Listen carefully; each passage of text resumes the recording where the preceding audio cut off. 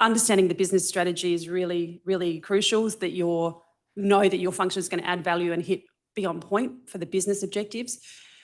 Setting your own P&C strategy so that you can, again, that keeps your laser focus when you feel like you are in the firefighting mode, to kind of pull yourself back to, okay, why am I here? What is this all about? But the reality of you've got to be there. There's lots of interesting research on people pleasing and perfectionism and how that takes us away from actually freeing us up to be a little bit more strategic.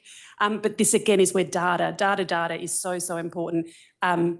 So I've come from an organisation where we had a tier 1 HRIS dashboards readily available, to an organisation where we've got Excel cross-referencing, trying to, data integrity and efficiency issues, which I'm sure is very relatable, and you're just trying to see some, trends, insights. And so what I've just gone with the 80-20, let's just focus on the top 20 roles that have 80% of our workforce. Let's see what's going on there. And then starting to cross-reference your turnover, your engagement scores, your exit interview data, any other data you can get your hands on to, again, the grievance, fair work trends that are going on, to try and put your focus in the right areas to be a little bit more proactive and send you to those hotspots to say, I'm reconciling what I'm hearing on the ground tactically with what I'm seeing from the data.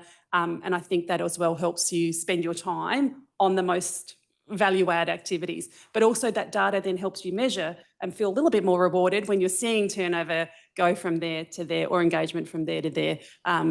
So combination of those three: business strategy, P&C strategy, plus the data to found it all in. Yeah.